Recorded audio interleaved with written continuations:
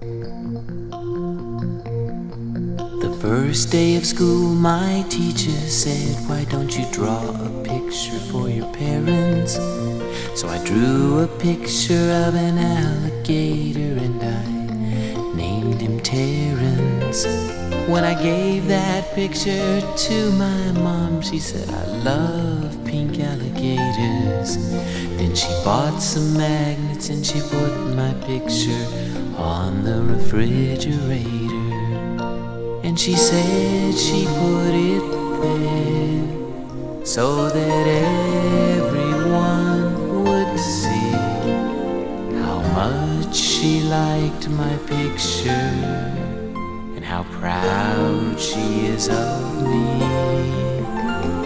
Now when the teacher asks me why a drawing takes so long, I say, 'cause it's a refrigerator picture for my mom. Refrigerator picture for my mom.